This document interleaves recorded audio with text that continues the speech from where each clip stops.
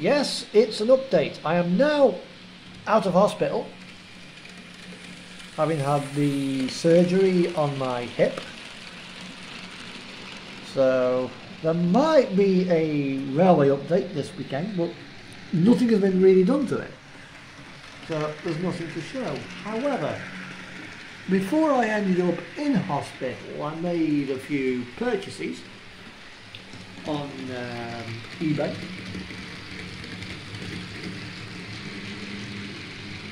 Which included these lovely 9 Minitrix Ford bogie wagons, which are here. These are absolutely stunning.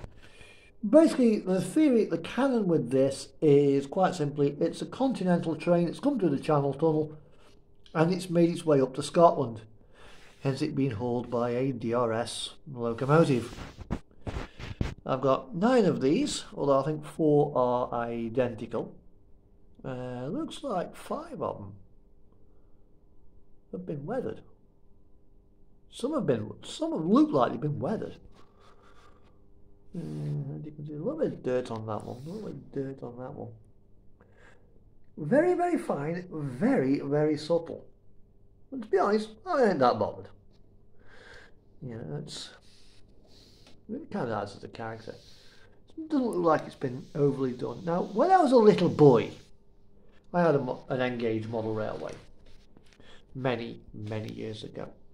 And I had 4 of these, along with a car transporter and some Pico pallet vans with full livery. I don't think they were the Dagenham and Held ones. I think they were just plain Ford. And I used to run them all together.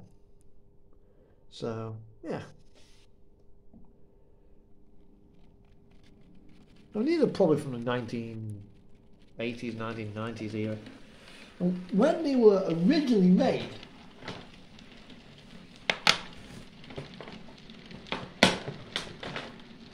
they cost, from in Kent, a place in Kent, £1.16. That's what they retail at today. £10. So it's a bit of a price increase. However, what you've got to consider is the age of these wagons. I mean, they're basically this. This started out life as my Network Rail track cleaning wagon. Slightly different work on the chassis, on the underframe, because the bogies are slightly different. The coupler on these is mounted sort of semi kinematically, and the bogies are independent of the couplers. And the 2 screws, screw holes that you can see? Yeah. 2 screw holes are for the pad that goes in the bottom. And obviously there's a huge slab of metal in there. Well, I've taken that out and given a quick blast of primer. I've not done anything like remove the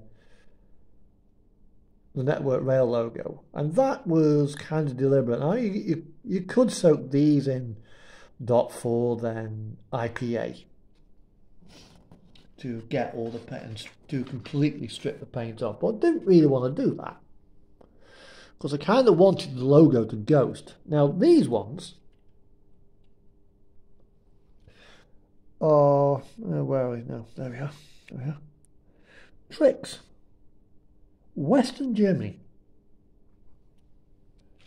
These are probably, you know, you've got old stock when it says made in West Germany.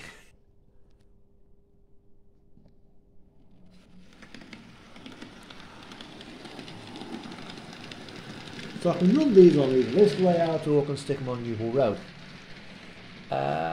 You will notice these as well, that my Caledonian Sleeper, oh, ow, ow, is a little bit longer. There's 2 more sleeper coaches. I don't know which ones they are because they were the ones I got with brand new. And I've also got this little item here. This is the old tooling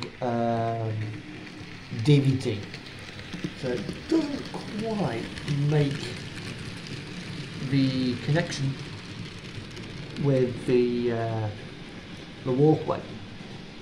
It's got a slightly different profile. I think it may also be slightly lower as well.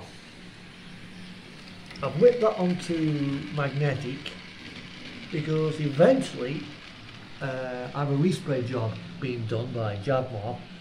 That's part of it. Just that I've been waiting for one to turn up, and one. Now I've got some on pre-order, but I don't know when they're going to get released by Dapple.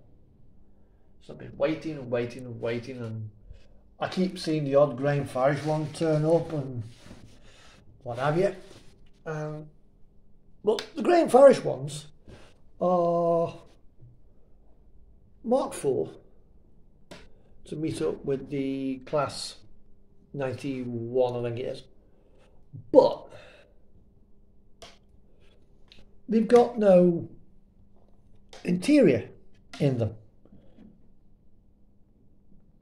yet alone lighting.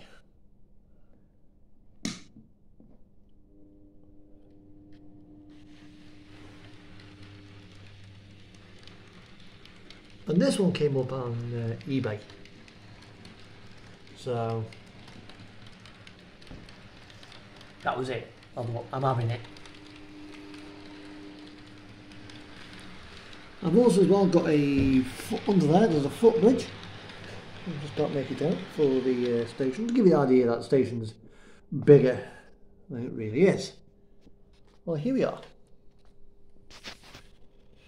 This is 82125. Mark III DVT. I think these are designed to couple up with the Mark II coaches, which I've got over there. So if I just get there we go. This one here, pull that apart, put that there for a moment and put that there. You'll probably notice the couplet. The walkway seems to better match the Mark II coach than it does for the Mark III. That's because, if I recall, Virgin Trains used to run the HST with Mark IIIs, but they used to use Mark II coaches behind the locomotive on DVTs. So it's probably closer design for the Mark II. Now, as for me, I am still a little bit fragile, so there's going to be no running around like a madman for a while. But I can get upstairs and I can get downstairs. Now, eventually that kinematic coupling at the front is going to be removed, and it's just going to become an air down there. You may also notice as well, Fort William, Glasgow, Carlisle that way, West Coast, Ray, Doonray, Wick that way, and obviously trains going down to Inverness will be going down there. That's to give you a sort of an idea of where this layout actually is meant to be in the world.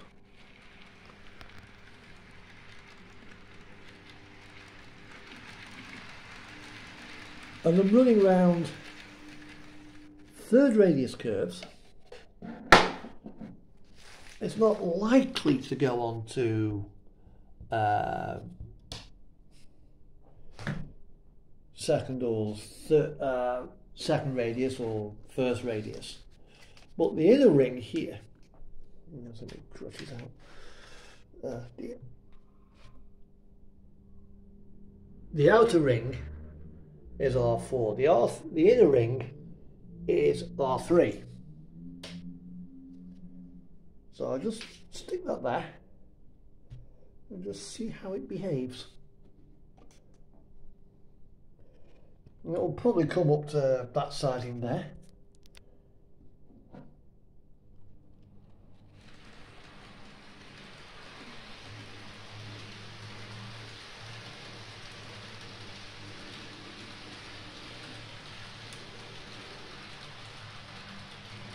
Yeah, that's perfect. There's no sign of anything unwanted there. So I'm happy with that. Anyway, I've got to go. Another phone call coming for me. Thanks. Bye bye.